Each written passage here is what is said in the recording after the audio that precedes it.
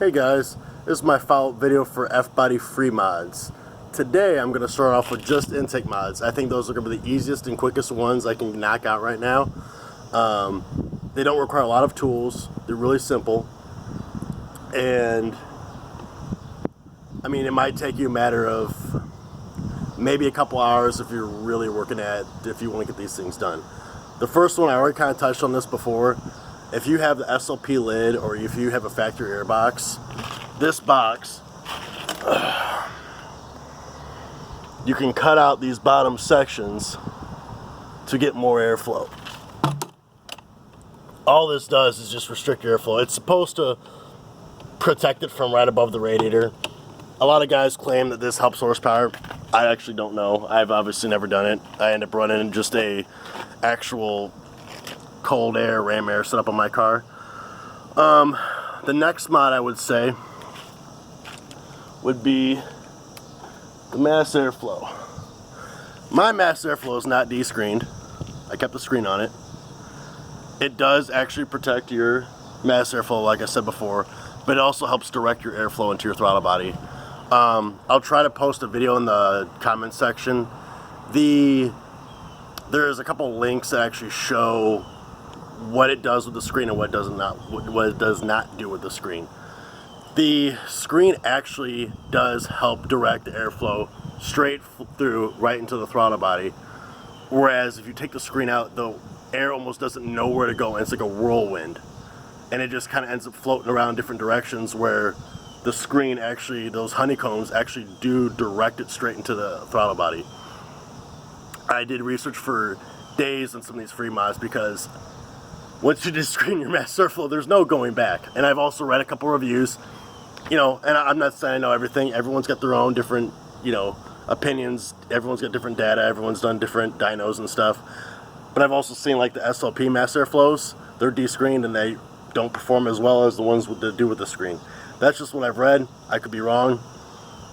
But my next easy mod I would go with is that smooth bellow mod. Let's see here. This is the factory. It's okay. It's kind of cheap.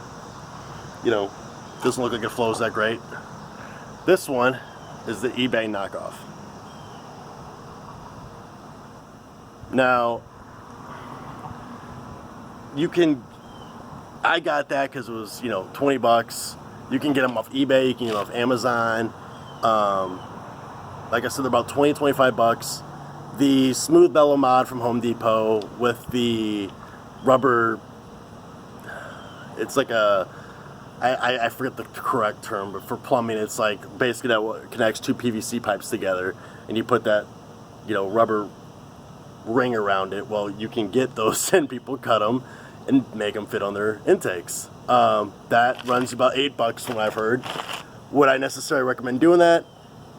I don't know. It's $8 versus $20, and I've heard guys crack your lid installing these, but they are kind of a pain to put on. But I've also heard guys cracking their lids with the Home Depot mod one. The problem is the Home Depot one is actually straight. This is actually bent. So it's kind of your call. I ended up going with the eBay knockoff, and I like it. I'm happy with it. The next mod would be the throttle body mods. Now I'm going to go over the coolant relocate real quick before I actually touch on the throttle body. The coolant relocate, here's the start, comes right from the radiator. It would flow through here to the throttle body, through the throttle body, out and into your block right through the valley.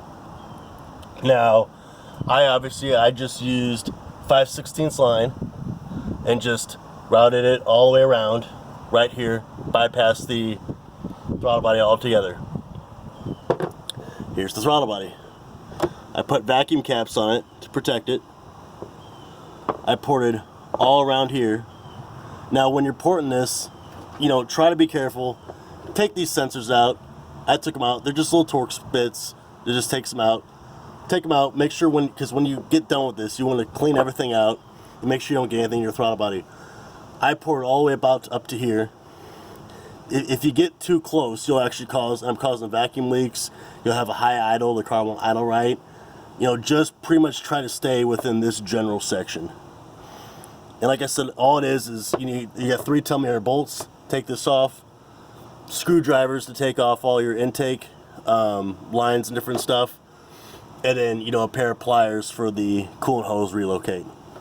And I mean, it's really simple. You know, obviously you're gonna have to use a Dremel to Dremel this out, but you know, after a while, then you just sand it down. And then I used emery cloth because emery cloth tends to work out pretty good, and I just smoothed it up and give a nice clean finish. And I couldn't be happier with it. Now, the only other mod I did forget to mention on this is the bump stop mod on the throttle body. Right here in my throttle body, you can see I notched it out. Well, that's because in the factory throttle body, the plate won't actually allow it to open completely wide open. Well, if you actually do the bump stop mod, you can get it to go completely wide open. There is also an adjustment on the throttle cable, but I would start with that, and then see how much slack you have in your throttle cable, then you can adjust that at a later time. But these are the easiest and quickest mods that I can recommend for all your intake mods on the F-bodies.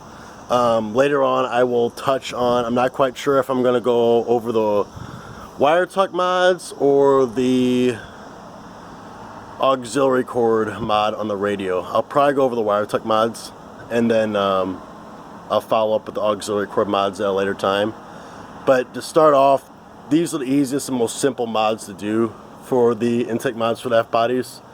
And you know, when you're done, I think GM Magazine or Chevy Magazine had did a review on I don't know, it was quite a few years ago.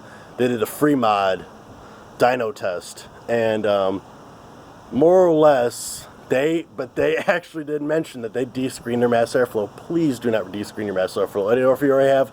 I'm sorry, I guess it is what it is. It's just one of those things. But I think it was the dyno gain was like 20 or 25 horsepower. Don't completely quote me on that. I want to say it's 20, but I don't know. So you'll definitely get something out of these mods. I'm not saying it's going to be, you know, a ton, but cheap horsepower is cheap horsepower. So anyway, guys, have fun, be safe out there, and let me know how everything goes. All right.